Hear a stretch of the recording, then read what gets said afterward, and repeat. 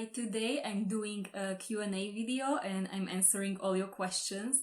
You submitted such good questions and I have so much to say about all of them. Actually, I'm kind of worried that this video will be super long because I have so much to say. So I will definitely put some timestamps in the description so you can go to that and go directly to the questions you're interested in and skip the rest. So it was a big mix of questions, somewhere about Slovakia, somewhere about language learning, somewhere even about me. So it should be interesting. Let's start. This question is from Confiture. What other languages do you speak? I have noticed that you respond to comments written in Cyrillic, but I don't know what language is behind it. Also, greetings from Germany. Hi! That's a good question and you're very observant. Those comments in Cyrillic are mostly in Russian and Ukrainian, but I mostly respond in Slovak, sometimes in Russian and very rarely also in Ukrainian. But this question about what languages I speak is always so difficult for me because I'm like, what does it mean to speak a language, you know? It's not like this binary, like either you speak a language or you don't speak a language and there's nothing in between. Like there's so many steps in between. And what is the point where I can say, okay, now I speak the language? So usually I tend to answer this question by a long philosophical discussion about what it means to speak a language at all.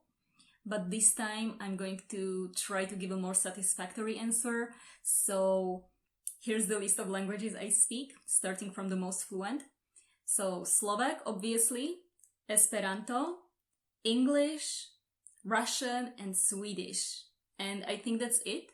I learned many more languages. Actually, I learned so many languages, but you know, some of them I speak or understand to some degree, but they don't make it to the official list of languages I speak.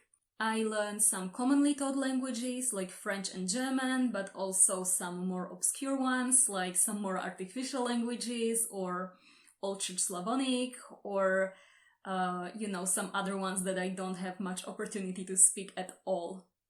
And recently I started learning a new language. I started learning Polish. Next question is from Elias, and it's a really complex question. So they ask, I'm curious about what you can say about why people choose to learn Slovak, how many people are learning it, what their backgrounds are, and so on. Are there many people who move to Slovakia for work or other reasons? Are there many people outside Slovakia who are learning Slovak? How big are these communities? What are their native languages? Why are they learning Slovak? And so on. I know you may not know all the answers to all these questions. Yeah, thank you for acknowledging that that's exactly true. Any insights would be appreciated. Also, is your Q&A video going to be in Slovak or English? It's in English, as you can see, and you know why? Because all of you submitted your questions in English, so I'm answering in English. By the way, you've put out so much content and have such a solid YouTube presence, it's hard to believe your channel has only been around for a year. Keep up the great work. Oh, thank you. So before answering that huge question, I want to respond to that comment about my channel being around for a year. I want to take the opportunity to explain that I'm doing this Q&A to celebrate my channel's first birthday, which is absolutely incredible. So I want to take the opportunity to thank you all for being here and being a part of that. I'm really grateful for all the wonderful comments that you write. I really appreciate them a lot. But also, if you're someone who never comments and never likes or whatever, don't worry about it. It's perfectly fine and I still value you just as much and I'm still very happy that you're learning Slovak. That's fantastic. And of course, I want to thank those of you who even made a financial contribution to support this channel. Thank you so much. That's incredible. And I was actually really surprised that even though I wasn't really promoting that option, so many people decided to buy me a coffee, buy me a virtual coffee. And yeah, thank you. So if you want to do that, there's a link in the description. But again, if you don't want to or cannot afford to do that, that's perfectly fine. So yeah, thank you for being here. And I'm looking forward to my second year on YouTube. Okay, so let's answer that question about who's learning Slovak. I could answer just based on my own experience teaching, but I think that's a really small sample. So what I did is I actually gathered some data from you. I made a poll about why you are learning Slovak, the viewers of my channel, and here are the results. So around 300 people answered the survey, and most of them are learning Slovak because they are living in Slovakia. The second most popular reason is people like languages, that's 25%. Next reason is people have Slovak family or friends, and then we have other. I originally wanted to include more options, but it didn't let me have more than 5 options. So if you want, you can find this post on the community tab on my channel, and you can read the comments that people wrote. And finally, only 9% are learning Slovak because they love the Slovak culture. Also, I thought I could share some data from YouTube Analytics with you, showing where in the world my viewers are located. So these are the top countries by the total number of views. So Slovakia, USA, Ukraine, Poland, Russia, UK, Hungary, Germany, Austria, Brazil. But keep in mind, this is just about my channel and it cannot necessarily be generalized to all the people who are learning Slovak. So it seems like the largest group of people who are learning Slovak are those who are living here. So if you want more information about those people who are living here, I can recommend a really nice resource about that. On the website of the Human Rights League, you can find really nice, easy to follow, up-to-date infographics about foreigners living in Slovakia. So you can see all the information about which countries they come from, why are they in Slovakia, how many there are, where in Slovakia they're living, what kind of residence status they have, and a lot of other things. I will leave a link in the description, and you should know that it's available in both Slovak and English, so if you want, you can check it out in Slovak. Next question is from Adam. Ahoj, will you ever do darker stories, for example the stories of Baba Yaga? Also, have you got any Slovak movie or show recommendations for learning? So, first of all, what? You don't think those stories are dark enough? I think they're super dark. So far, I made 36 stories, and in 10 of those, someone died. That's like more than 1/4 of the stories where someone died. And other than that, there's so many where someone almost dies, or they suffer, or they're really scared, or some other bad thing happens. You know, I'm trying to use these traditional folk tales, and honestly, it's a bit hard to find some stories that aren't super creepy, even if I try. So, yeah, I was surprised you didn't think they were dark. But okay, I get it, and you know what? Next week, just for you, I'm going to do a darker story with a Baba Yaga-like character. So I hope you like it. Now, the other question about movies and TV shows, I think there are 2 things we need to keep in mind when we're thinking about that, 2 things that are really important. First, it should be something that you actually enjoy watching. It shouldn't feel something that feels like a chore or homework. And secondly, it should be understandable. You should be able to understand quite a lot of it. Ideally, like 90 to 95%, but at least 70%.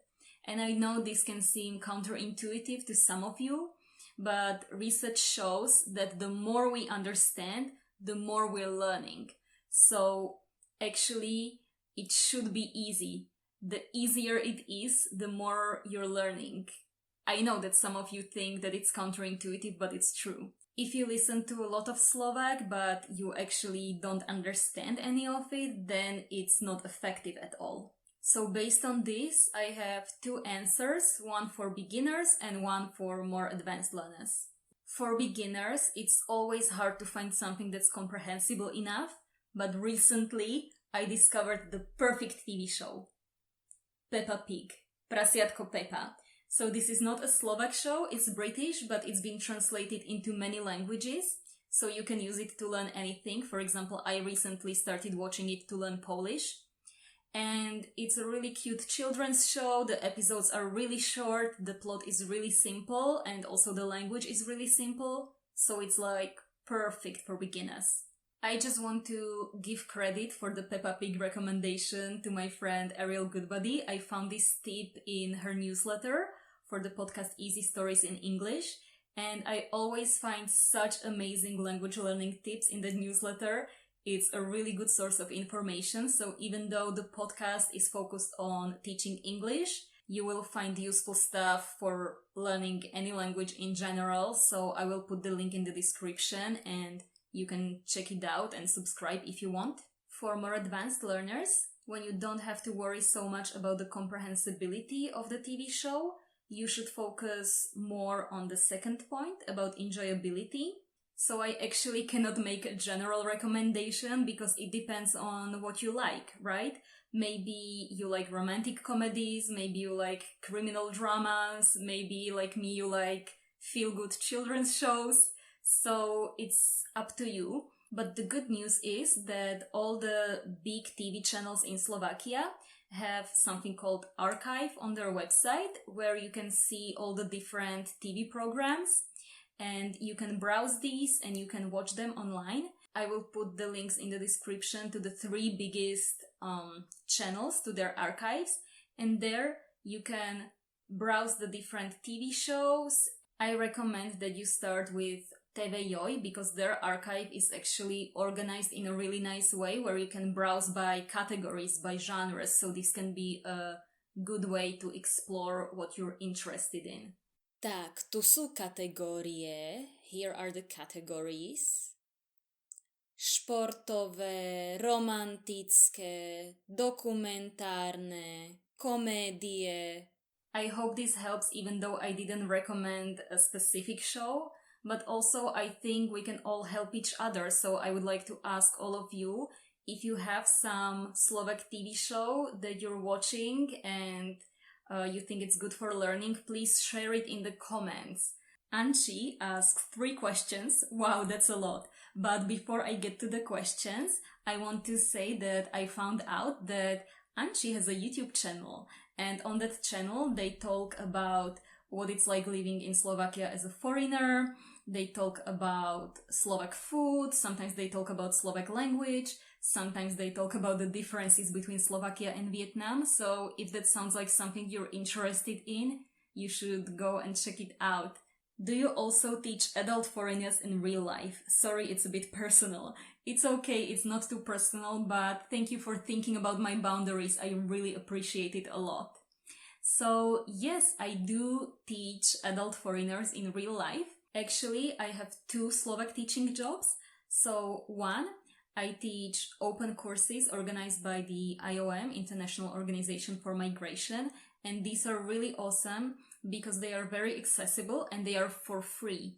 So they are only for people who come from outside the EU and who are living in Slovakia right now, but I will put a link in the description to the courses.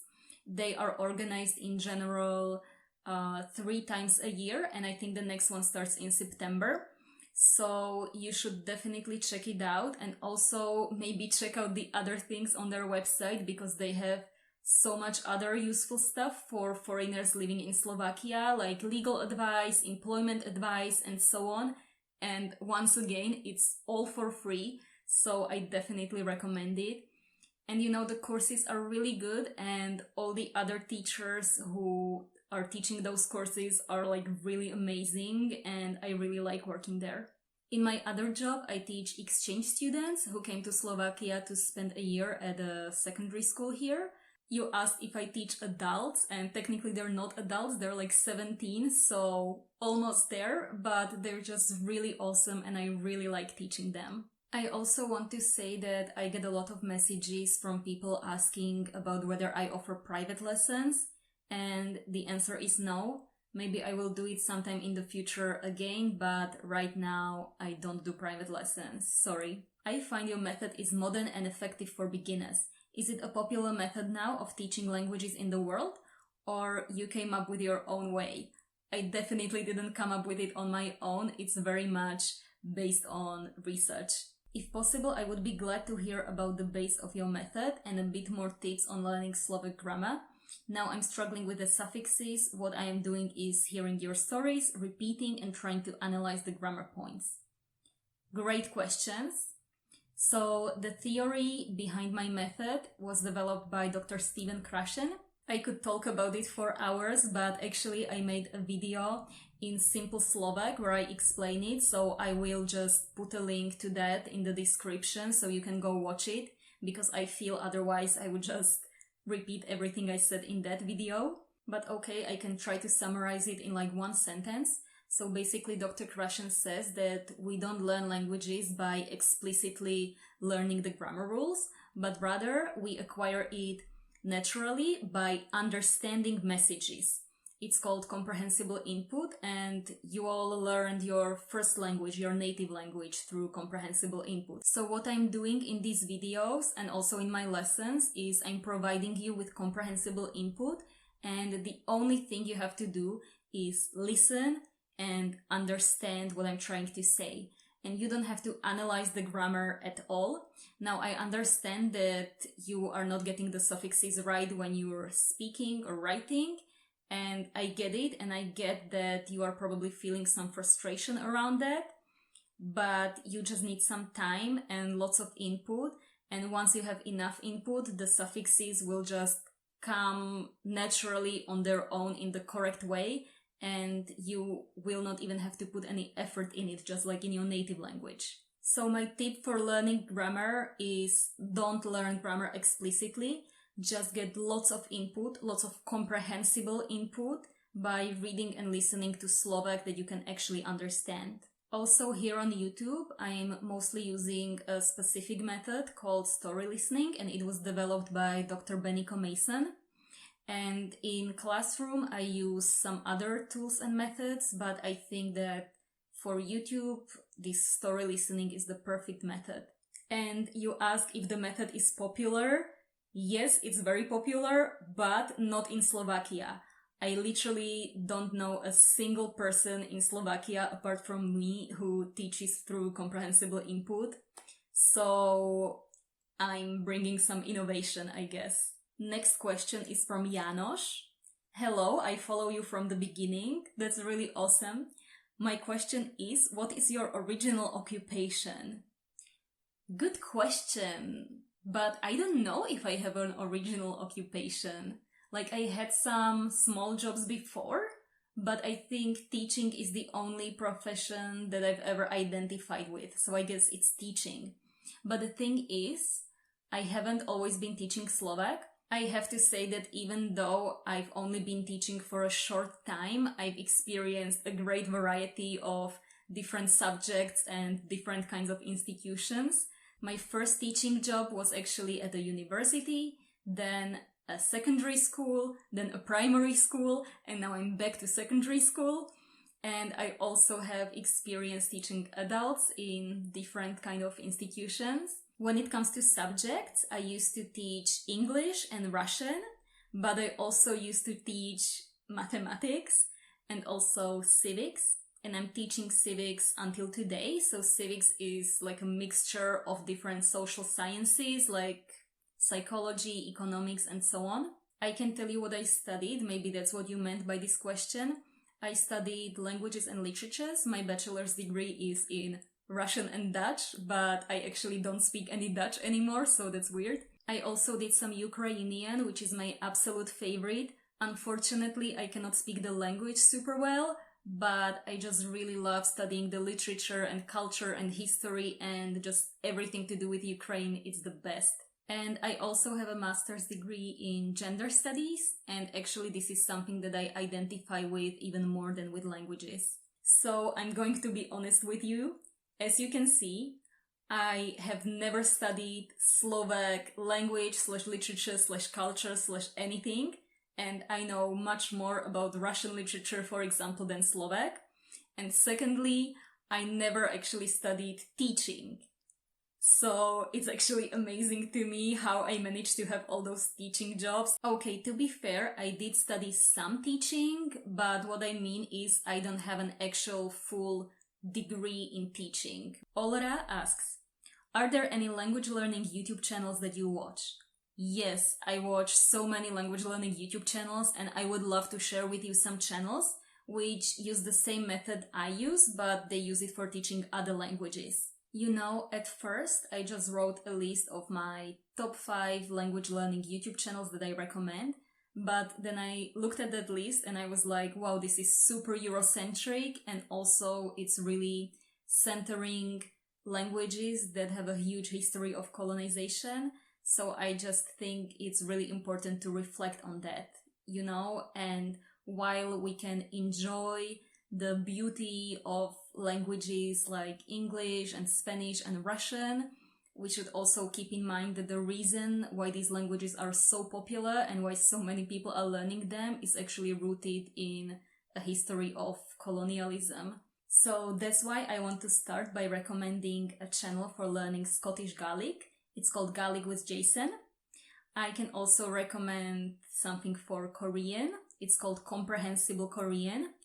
For Chinese, I can recommend Diane Neubauer. For Japanese, Comprehensible Japanese. For French, Alice Ayel. For German, Katrin Schechtmann. She's not putting new content on YouTube right now, but there is so much content that you can go through. Then for Spanish, I would recommend Dreaming Spanish. For Russian, Comprehensible Russian.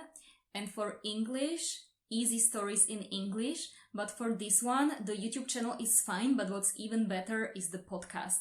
So I will put the links in the description, and if you want to learn another language, let me know which one, and maybe I can recommend some resource that you can use for that. Andrea asks, how do you cope with being a vegan in a country full of carnivores? By the way, this question had the most likes out of all the questions asked. So first, let's examine the idea of Slovakia being a country full of carnivores. Because on the one hand, very often I'm like, ugh, Slovakia is a country full of carnivores, ugh. But on the other hand, I try to challenge this idea and think, is it really true? Because, for example, I'm here and I'm vegan, and also there's so many other people who I know who are vegan. Last year, I shared a house with 4 other roommates, and all 5 of us were vegan. So apparently it's not that bad. But also it is quite bad. But it's changing. It has changed so much. One thing that you maybe don't know about me is that I spent most of my adult life living abroad, outside Slovakia. So I left Slovakia right after I finished high school, and then I was living abroad for 9 years. And this is my 4th year back. So much has changed. Like now there's so many vegan restaurants, so many vegan products available in shops. And, you know, people actually know what vegan means without you having to explain it to them, which is an amazing progress. And I think it's going to get even better and better, because I'm talking about life in Bratislava, and I think it can be very different in other places in Slovakia. So being a vegan is easy. Actually, it's always easy if you're cooking for yourself, because, you know, so many things are vegan, like all the vegetables and fruits and nuts and grains and beans. The only time it's hard is when there's a social event, for example, with family or from work, and it can be awkward sometimes because I'm not sure if there will be something that I can eat or not, and I have to worry about it, or I can solve it by eating before, but then it's just a little bit embarrassing that I'm the only one who's not eating, but fair enough. The only situation when I find it really hard and stressful is when I go to a training or conference somewhere outside of Bratislava, and it's for a longer time, for example, for 3 days or longer. And then I get really stressed because I'm in a new place where I don't know. Maybe I don't have access to kitchen, maybe I don't even have access to a supermarket, and I don't have time to think about this because I'm at a conference, so I'm focusing on the topic of the conference and I don't have time to think about food. So in those times, I can get really anxious because it's really difficult for me not knowing whether I will have good food available or not. But otherwise, it's fine.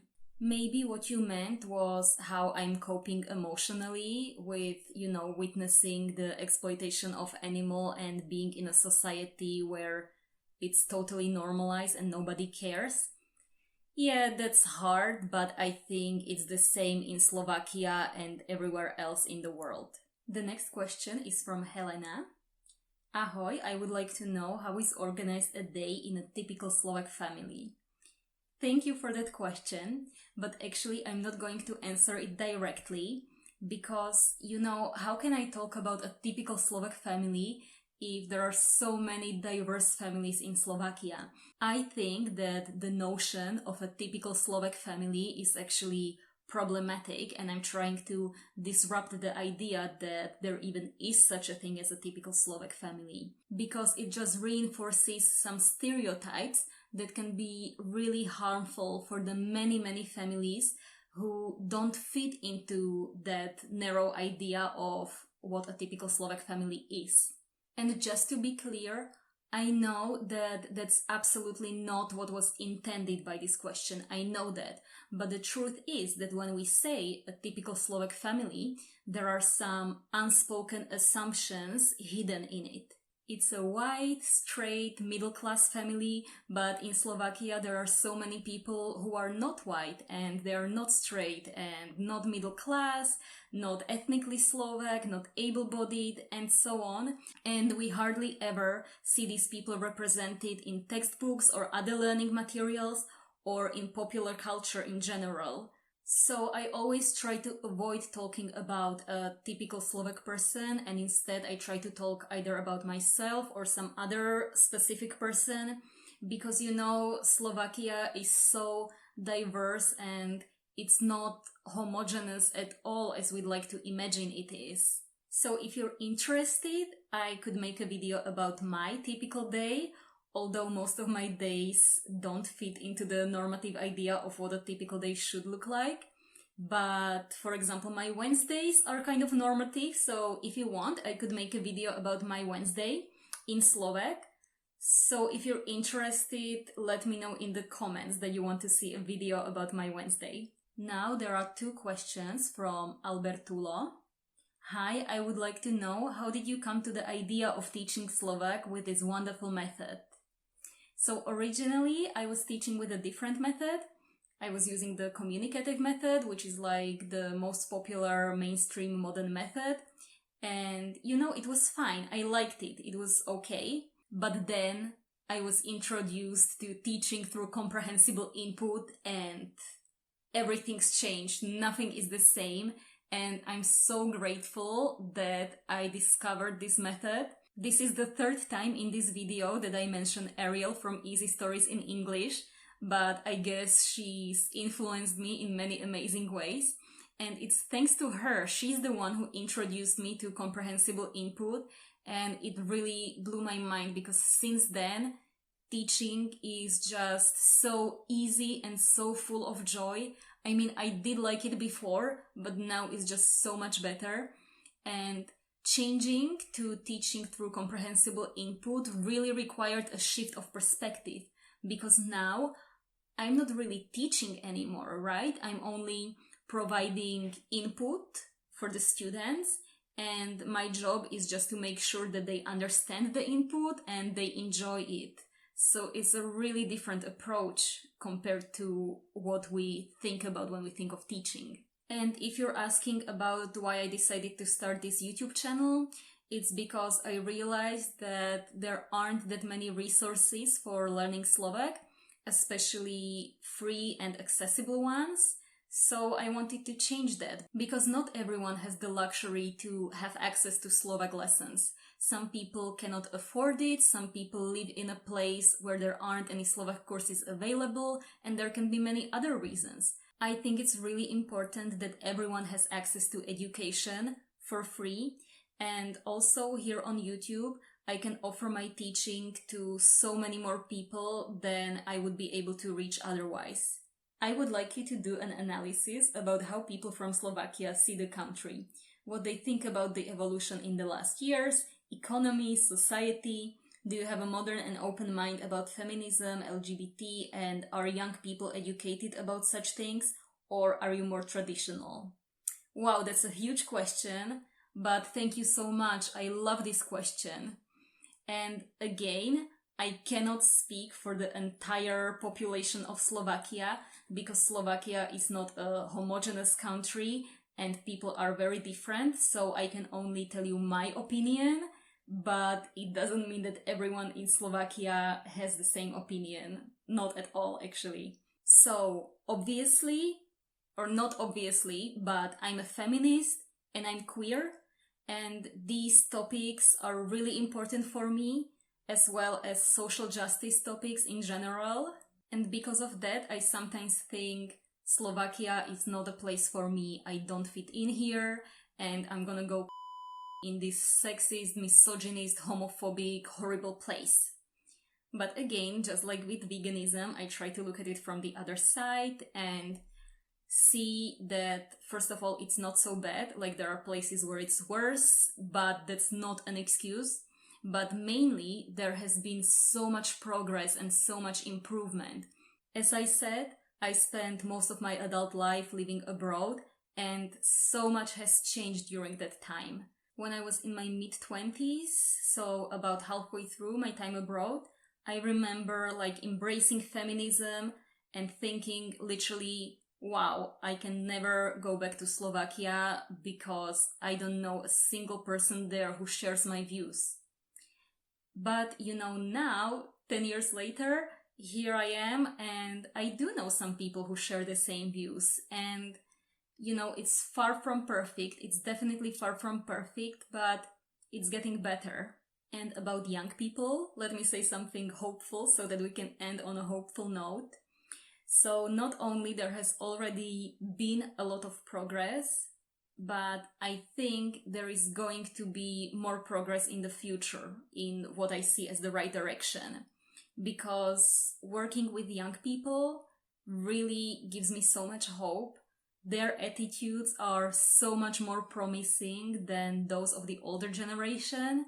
And sometimes I listen to the students and I'm like, wow, actually, you know what? I have some hope that the world will be in good hands and the society will finally be okay and this will be an okay place to live in. So yeah, they really do give me a lot of hope and they're amazing. Oh my god, I feel like I'm about to cry. Thank you for submitting all those questions. I'm sure that at some point you will have more questions and at some point I'll make another Q&A video, but that's it for now. Čaute.